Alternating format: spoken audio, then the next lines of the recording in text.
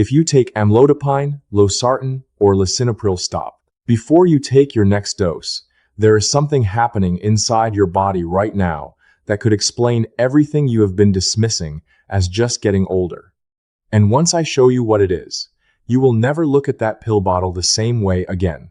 I am going to walk you through the 3 most important things your body is trying to tell you, one for each of these medications.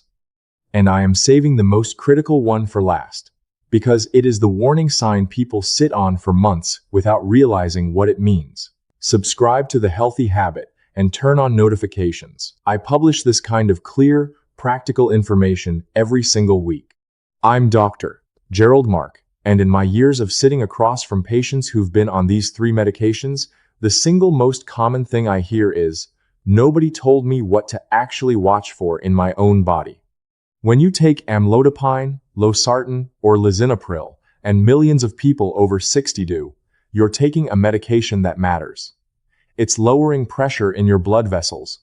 That protects your heart and your brain. But here's what gets lost in translation. These 3 medications lower that pressure in completely different ways.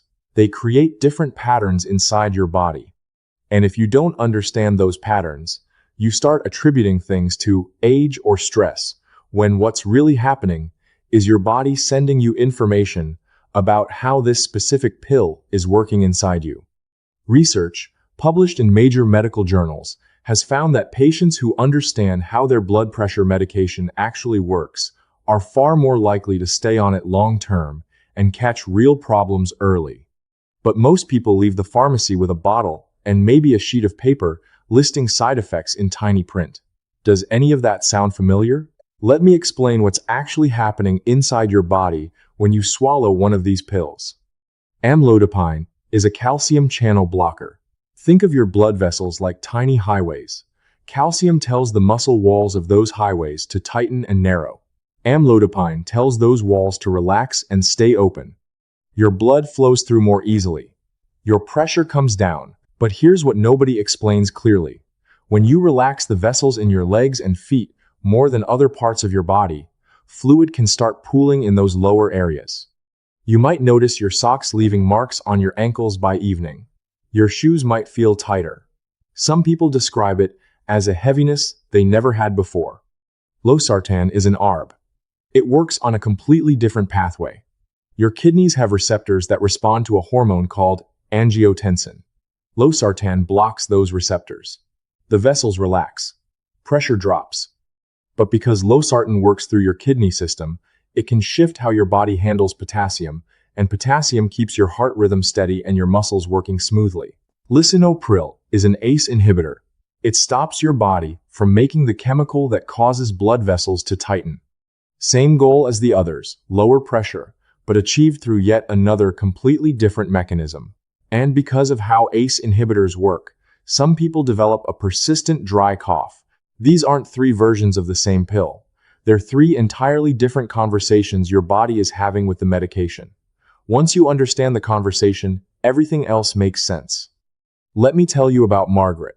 She was 68, recently retired, and genuinely proud she was taking her health seriously. Her doctor prescribed Losartan for high blood pressure. She took it every morning exactly as instructed. Her blood pressure numbers improved beautifully. On paper, everything looked perfect. But Margaret had started noticing something. She felt weak by mid-afternoon. Her hands would sometimes feel tingly, especially in the evenings. She attributed it to stress, to not moving around enough, to just getting older.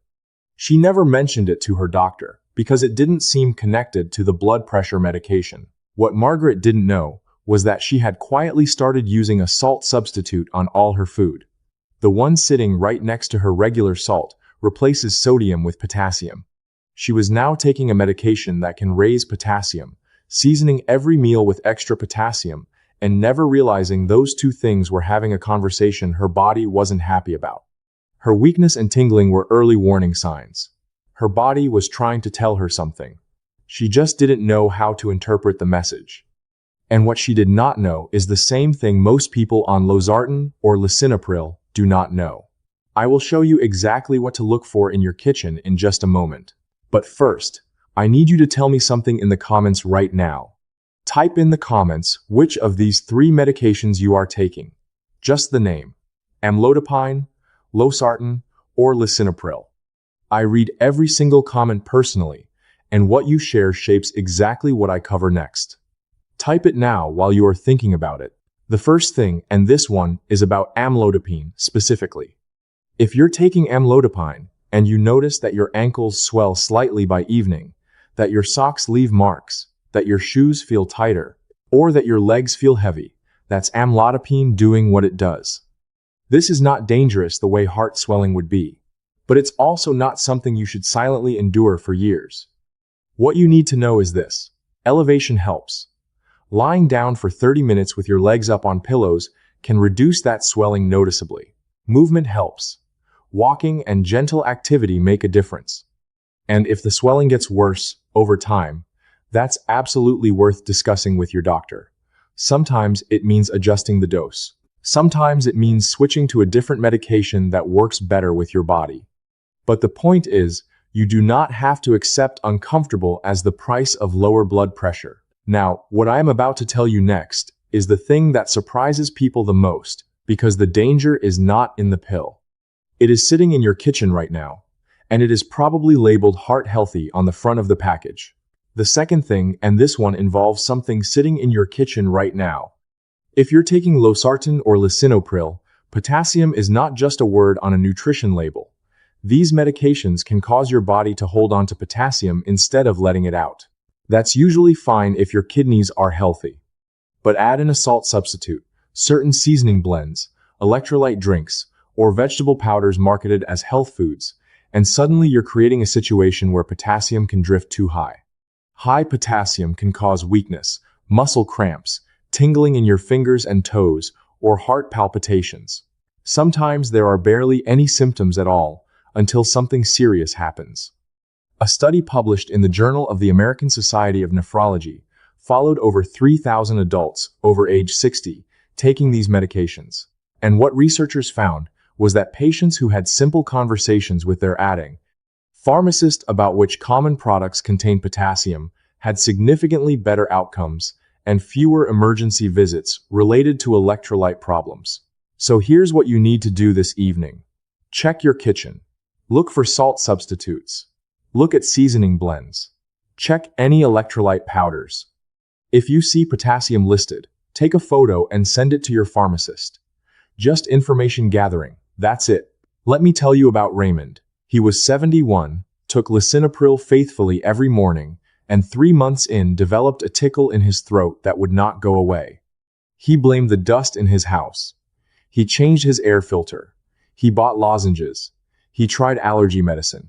Nothing helped. He never once connected it to the small white pill he took every morning, because nobody told him that this cough can start months after you begin the medication.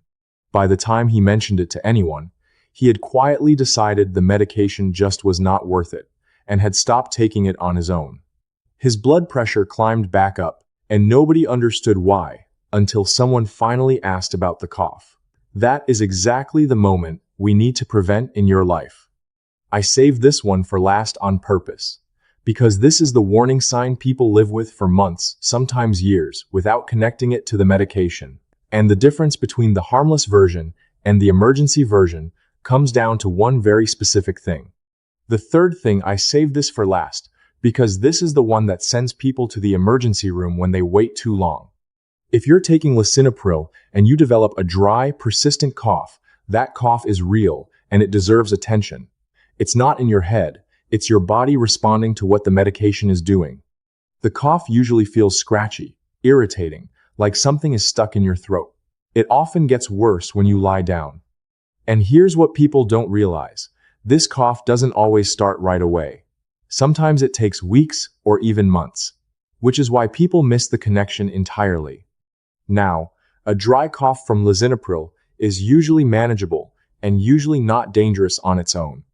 However, and this is critical, if you develop swelling of your lips, tongue, throat, or face, especially if you have any difficulty breathing or swallowing, that is an emergency. That is not a call your doctor on Monday situation. That is not a wait and see situation. That is a go to the emergency room right now situation. That's a rare but serious reaction called angioedema, and it needs immediate medical attention. But here's the part that breaks my heart. Many people develop that dry cough, never connect it to the medication, suffer with it for months, and then quietly decide the medication just is not worth it. They stop taking it without telling anyone. Their blood pressure climbs, and nobody understands why. That scenario is completely preventable. If you develop a cough on Lisinopril, the answer is not silence, it's a conversation. Working with patients on exactly this issue, I put together something I call the daily medication conversation, and I want to give it to you right now. This is the framework that turns everything we just covered into something you can actually live every single day. The daily medication conversation has 3 parts, and you do it once a week, maybe Sunday evening when things are quiet. First, you check in with your body. How are your ankles? How's your energy? Any new symptoms? Just notice. Second, you review your routine. What are you eating? Are you using any salt substitutes or new seasonings? Just awareness. Third, you make one small note, not a medical diagnosis. Just, everything feels normal this week. Or, I've noticed my ankles feel puffier. Or, I developed a cough about 2 weeks ago. One honest sentence. That's the framework. When something needs attention, you have that information ready to share with your doctor. You're not panicking. You're not ignoring things. You're simply paying attention to your own body in a systematic way. Here's exactly what I want you to do starting today. And these are not complicated additions to your life. They're small shifts in awareness. Tonight, when you take your blood pressure medication, pause for 5 seconds and think about one thing you noticed about your body that day. Did your ankles feel different? Did you cough? Did you feel your normal energy level? Nothing more. This trains your brain to pay attention instead of taking the pill on autopilot. This week, check your kitchen cabinets. Look specifically for salt substitutes and seasoning blends. If you see potassium listed, take a photo and send it to your pharmacist. Just information gathering. If you're on Lisinopril and you develop a cough that lasts more than a week or 2, call your doctor's office and mention it. You don't need it to be severe. Just say, I developed a dry cough about 10 days ago, and I'm wondering if it might be related to my Lisinopril. Ask your pharmacist one specific question at your next refill. Are there any foods, supplements, or over-the-counter products I should be avoiding while I'm on this medication? Write down the answer. Keep it somewhere you'll see it. And finally, if you ever experience swelling of your lips, tongue, or throat, especially with any difficulty breathing, that's not a call your doctor situation. That's a go to the emergency room situation. Don't wait. Don't monitor it. Don't hope it improves. Let me recap what we've covered, because all of this matters. Amlodipine relaxes your blood vessels to lower pressure, and this can cause ankle and leg swelling in some people, which is manageable and worth discussing if it's affecting your life. Losartan and Lisinopril both work through your kidneys, and they can shift how your body handles potassium, which means you need awareness about salt substitutes, seasonings, and supplements so you can share that information with your doctor. And the most important point, your job is not to diagnose yourself or to become a medical expert. Your job is to notice, to pay attention to what your body is telling you, and to share that information clearly with your care team. That's the entire framework. That's how you stay safe with these powerful, useful medications. I promised you at the beginning that I'd show you something that changes how most people think about their daily medication routine. What I hope you're walking away with is this. Taking a blood pressure pill is not a passive act where you swallow and hope for the best.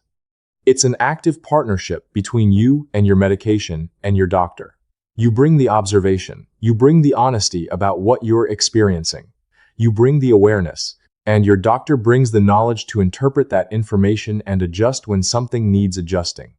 That partnership is where safety actually lives. Most people never understand that. By watching this video, you just did something that most people around you will never do. You stopped treating your medication like a mystery and started treating it like a conversation you're actively part of. That genuinely matters. I want you to feel quiet confidence right now. Not alarm, not anxiety. You now understand something about your body that you didn't understand 30 minutes ago. You understand that if your ankles swell on amlodipine, that's your body speaking a specific language. You understand that potassium matters if you're on Losartan or Lisinopril, and you know exactly what to look for in your kitchen. You walked in uncertain. You're walking out equipped. You have a framework. You have specific actions. Think of one person in your life right now, someone you care about who takes one of these 3 medications. Maybe it's a spouse. Maybe it's a parent. Maybe it's a close friend. Share this video with them, not as a warning, as a gift. If you found this helpful, please subscribe to The Healthy Habit and turn on notifications. In the comments right now, tell me which medication you or someone you love is taking. I read every single comment.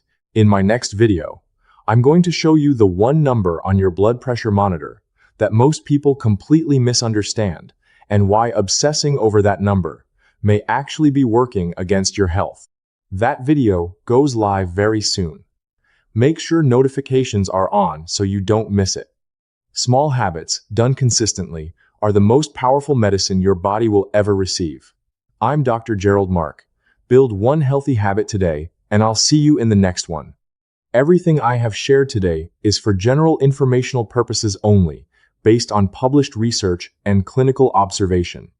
It is not a personal diagnosis, and it is not a substitute for care from your own doctor.